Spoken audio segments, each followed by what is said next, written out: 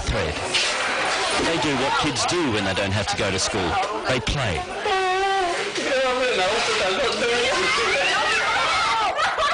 Erlan is also cheerleader-in-chief, keeping up morale. In fact, these kids are the happiest, most relaxed ones I've seen here, despite a terrifying experience just 5 days ago. On the night of the storm, Alan took 72 children and led them up to the second floor, to this balcony here, where the waves were starting to actually crash over the balcony, and got them onto this roof, where they stayed until the storm had blown through.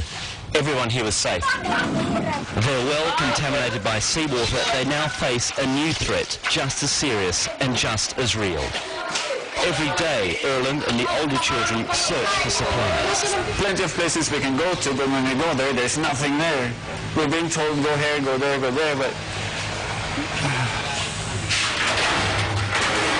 They've collected stores, but it's not much. This is now the most important room in the house, the food store. Cans of sardines, more sardines, we're told. Nothing's labelled here. We believe that's some sort of tomato paste. But most important is water. There is only 1 day of supplies here. There's only one solution: to get out of town. Erland is trying to arrange transport to get them all to safety.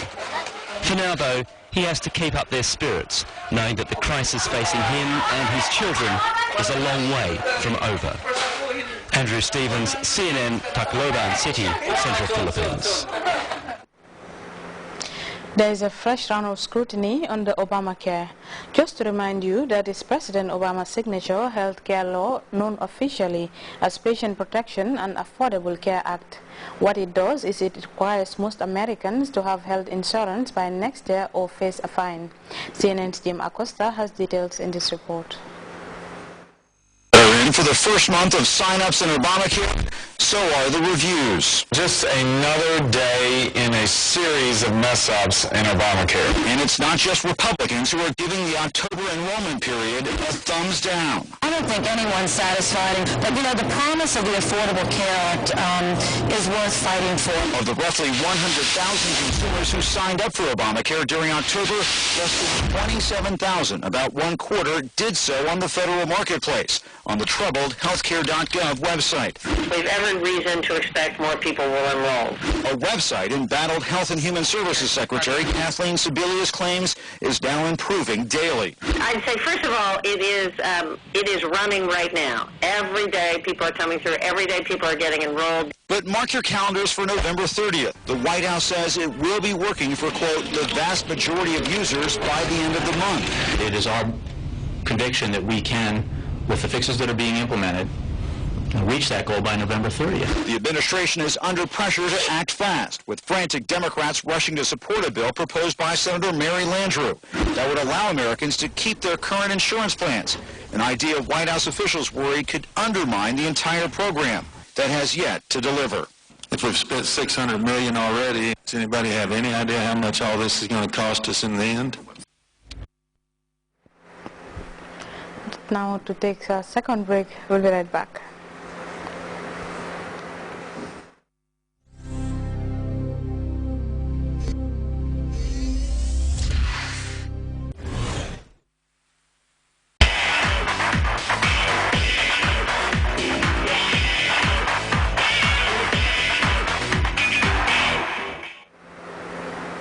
Arguably the greatest cricketer of all time, Sachin Tendulkar is about to bid farewell to the sport. The 40-year-old is going to retire after this, his 200th test match. Earlier today, crowds went wild in Mumbai as he went out to bat in the final innings, his final test match. Indians have been paying tribute to their hero some time now.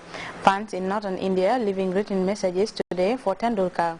He is widely known as the Little Master throughout his incredible career. The batsman has scored more than 15,000 runs in test matches alone, and its most celebrated achievement perhaps last year.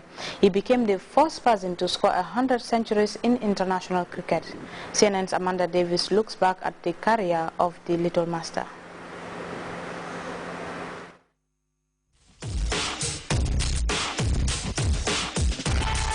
His life has played out like a Bollywood blockbuster movie. the humble Mumbai kid cracking it in the big time. Sachin Tendulkar made his professional debut at 16 and his international career lasted an astonishing 24 years. He became revered around the world for both his elegance and power at the crease and became the only batsman to score an incredible 100 hundreds in internationals. Brilliant Sachin Tendulkar. Milestones have fallen, but they've never been important to the little master. No, I don't play for milestones. I play cricket and I want to enjoy cricket, and it's somehow this perception, or it's created by possibly a few of you guys sitting here, because you're right. I don't play for milestones. While playing, this is a journey where you end up breaking records and all that, but I don't play for records.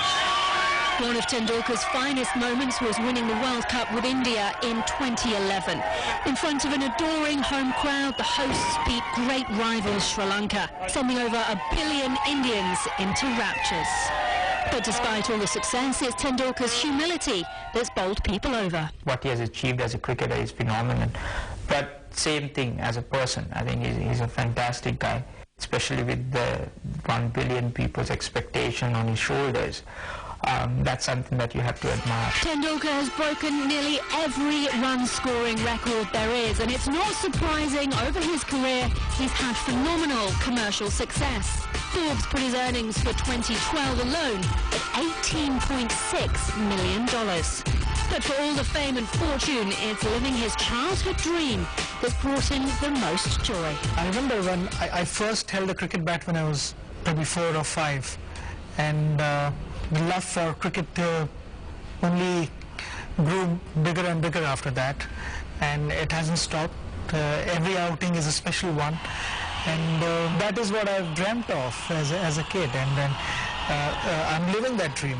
One record Tendulkar doesn't hold is batting average. That's held by another giant of the sport, Australia's Don Bradman.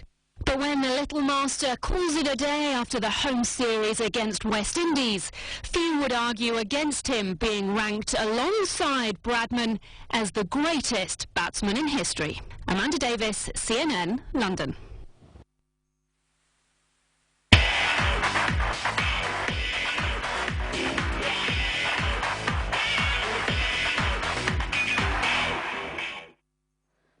Well, it's time now for the weather report, courtesy of the Central Forecast Office.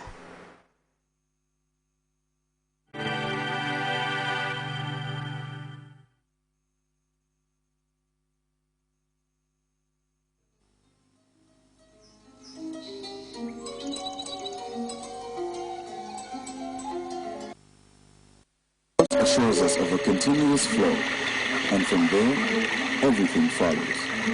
And for those of us who know what the River Gambia stands for, understanding its sustainability in all aspects of life is easily confirmed.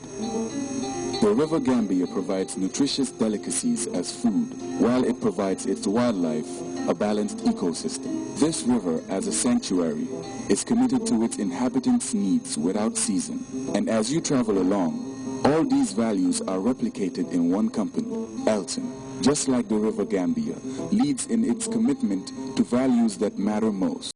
Elton, championing the vision for a new generation.